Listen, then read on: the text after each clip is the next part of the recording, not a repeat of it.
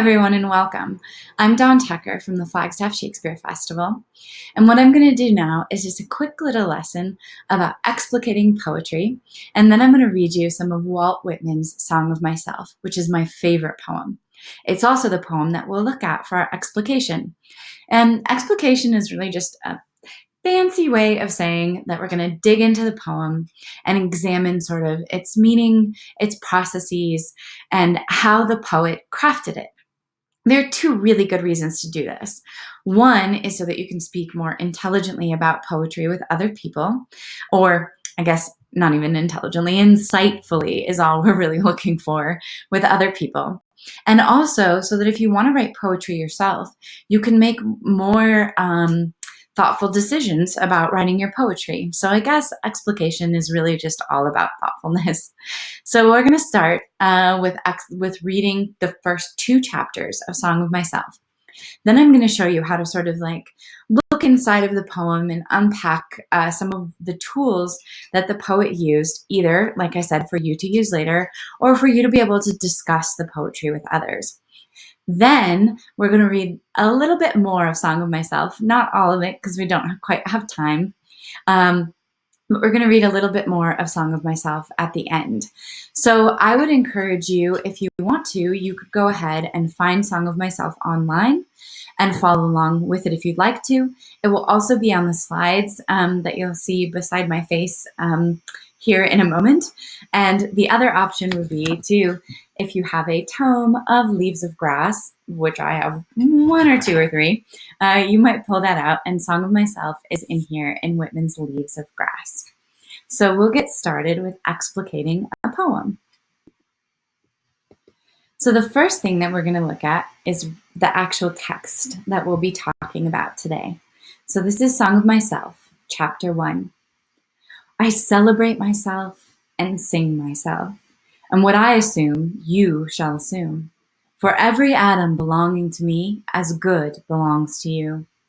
I loaf and invite my soul. I lean and loaf at my ease, observing a spear of summer grass. My tongue, every atom of my blood, formed from this soil, this air, born here of parents, born here from parents the same, and their parents the same. I, now 37 years old, in perfect health, begin, hoping to cease not till death. Creeds and schools in abeyance, retiring back a while, sufficed at what they are, but never forgotten. I harbor for good or bad. I permit to speak at every hazard nature without check, with original energy. 2. Houses and rooms are full of perfumes. The shelves are crowded with perfumes. I breathe the fragrance myself and know it and like it. The distillation would intoxicate me also, but I shall not let it. The atmosphere is not a perfume.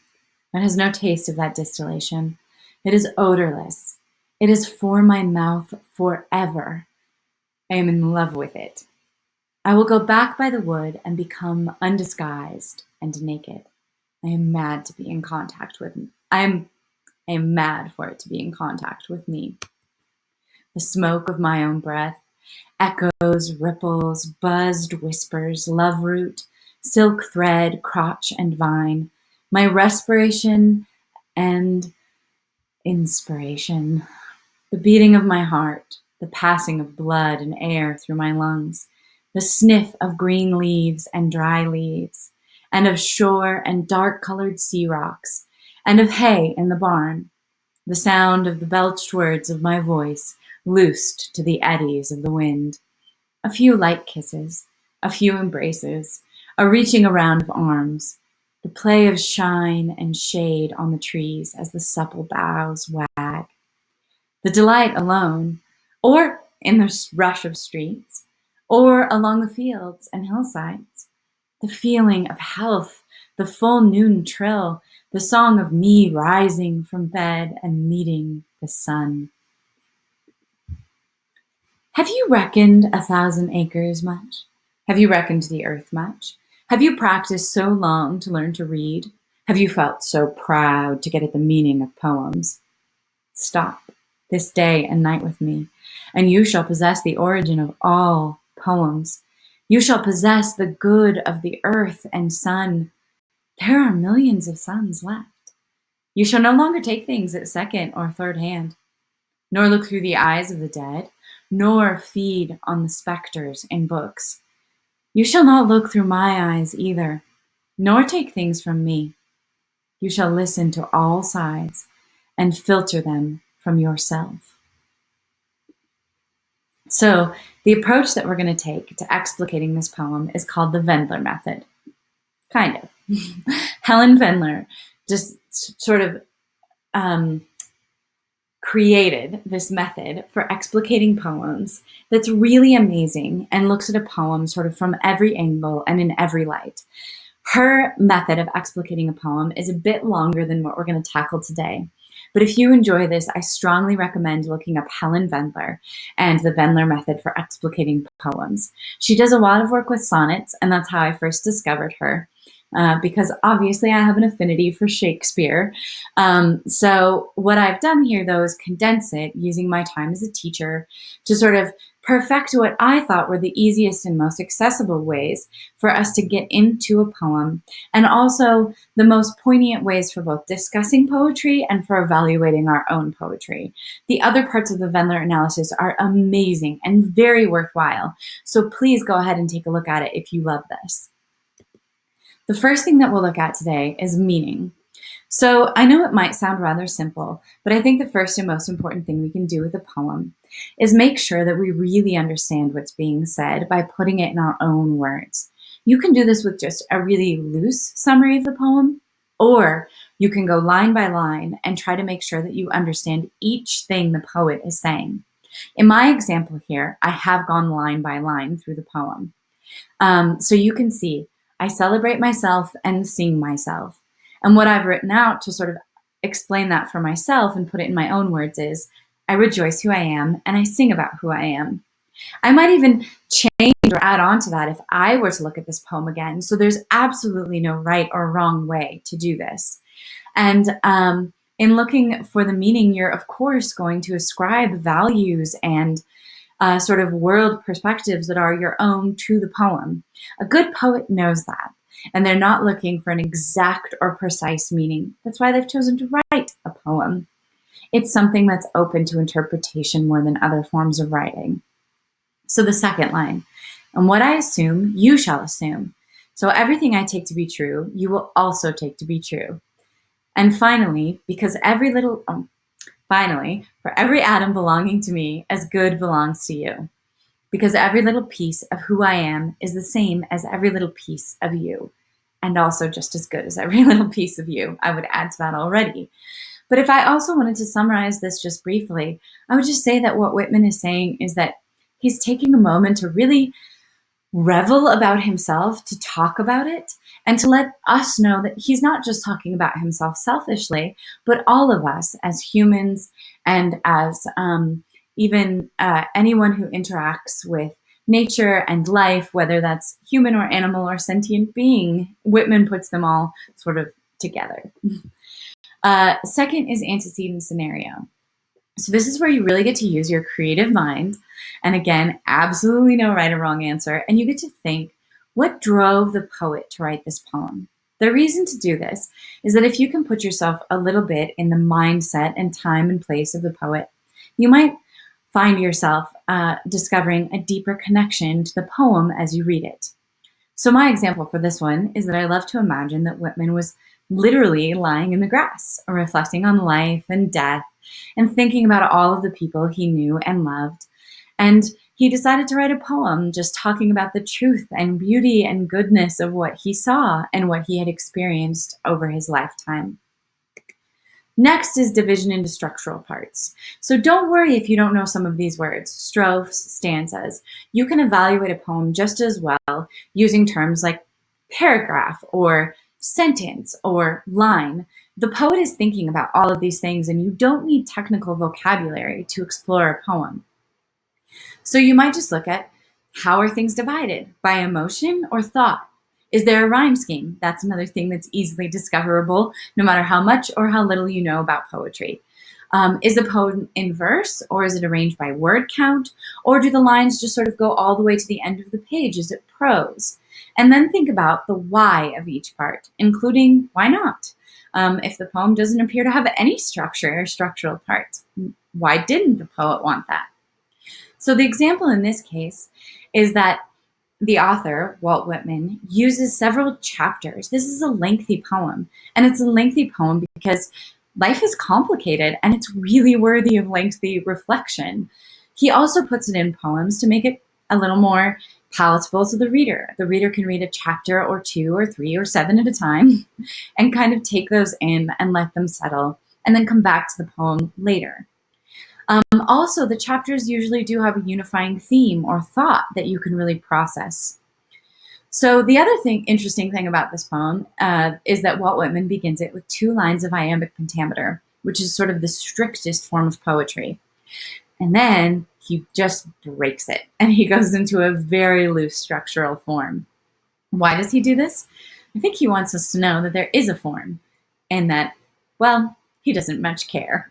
So he's parting with the establishment. He does the same thing with his thought process through this poem. It's an incredibly beautifully democratic and progressive poem. And we'll talk a little bit more about that later when we get into other parts of this poem. So figurative language. I'm going to look at metaphor here. A lot of people know metaphor, simile. Also, you might not know the term for it, but you probably know things like alliteration, which is a repetition of consonant sounds throughout a poem. And there are things like that that you can identify. Another easy one is imagery. Is there some stark image in the poem? And imagery, oddly, isn't limited to just our visual sense. It can also be your other senses. Is there something that strikes you particularly, specifically the way that you would hear it in nature, or a smell or a taste that the poet does a good job of describing? So here I'm going to look at a metaphor. So a metaphor is when we use one thing to describe another. I do this all the time in speech. I find it a very helpful tool in helping me express myself to other human beings. Sometimes we'll be trying to describe a thought or a process, and it's not quite getting across. And so we use an example from our lives. And oftentimes that's a metaphor. So the one I'm going to use here is in chapter 2, which is the houses and rooms are full of perfumes. And I like to think of a metaphor as having a vehicle, which is carrying the meaning, and a tenor, which is the little guy inside of the vehicle being carried. So the vehicle in this case is perfumes, and the tenor, the thing that's being carried inside of that vehicle, is the trappings of the world around us. So this metaphor helps Whitman convey to us that there are these artificial things in our life, and they're all around us, and they're very enticing the way a perfume is, but they're not real, like the atmosphere, like nature. Agency is a really good one if you're struggling with the meaning of a poem. So the one that I'm going to do here is specifically on the speaker of the poem and a pronoun that he uses in the first couple of lines, you. But I find it really helpful to always find the agency of words like it, them, they. It can often get confusing for us if we're not following that through a poem. And we could hear something about it in a poem and think, I don't know what it is. But if we go one line back, we might find out that it is a tree. So it makes it rather easier to follow a poem. In this case, I'm using the first 3 lines. And in line 1 through 3, I is Whitman. Now, normally we would say that I is the speaker, because just like in a song, the person composing the poem isn't always talking about themselves. Sometimes they're writing it from a perspective outside of themselves. However, in this poem, Whitman will name himself in the third person very shortly, Walt. And we will know that I in this poem is in fact Whitman. And then the you in this poem is me. And you, and well, everyone in the world is in this poem. And that's really lovely and encapsulating. And we always feel in this poem both that Whitman is talking to us specifically and everyone at once, which I think is one of the loveliest things about this poem.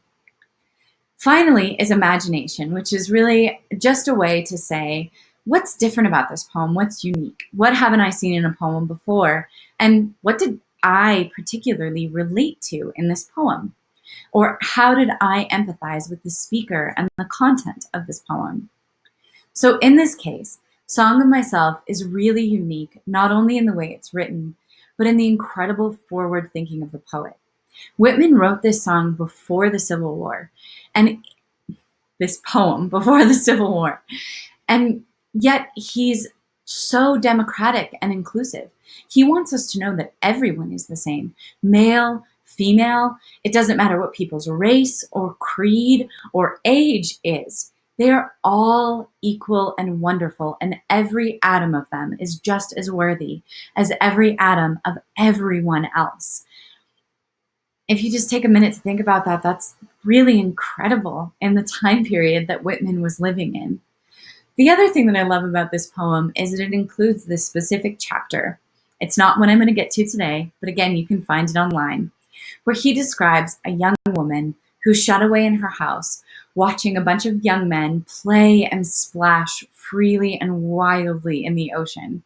And she wants so badly to be free in the same way that they are, that she imagines herself in the ocean splashing water on them. And he describes her as this sort of unseen additional participant in their games. And I totally understood that. There are so many times where I either haven't had the skill or freedom to participate in something that I desperately wanted to be a part of. And so Whitman here is just giving us this opportunity to sort of experience that in a specific way, but it's so universal that it really touched me. The last thing that really touched me is this part where Whitman explores some themes of death and assures us that we shouldn't be afraid of death. Has anyone supposed it lucky to be born? It is just as lucky to die, and I know it. I connected to this because it's such a comforting thought. And I think all of us have lost someone at some point, and it's just lovely to think that somewhere they're quite happy and quite lucky and living, or not living, in a wonderful way. So now what I'm going to do, that we've finished this sort of explication of the poem, is I'm just going to spend some time reading some Whitman to you. If you enjoyed this, I hope that you'll find our Lamplight Poet Series on Facebook. There's a lot of videos there on how to write poetry. And everyone there has been sharing poetry that they're writing during quarantine and posting it online. And you don't necessarily have to share, but you can see what other people are writing. You can share if you want to. And you can also find ways to message me your poetry, and then we can talk about it. So that's available on Facebook through Lamplight Poetry Group or flagshakes.org. And then you can find our education link, and in the drop down, you'll see Lamplight Poets. So if you're interested in poetry, please join us for a little bit more of that. And now I hope you will enjoy a little more Song of Myself.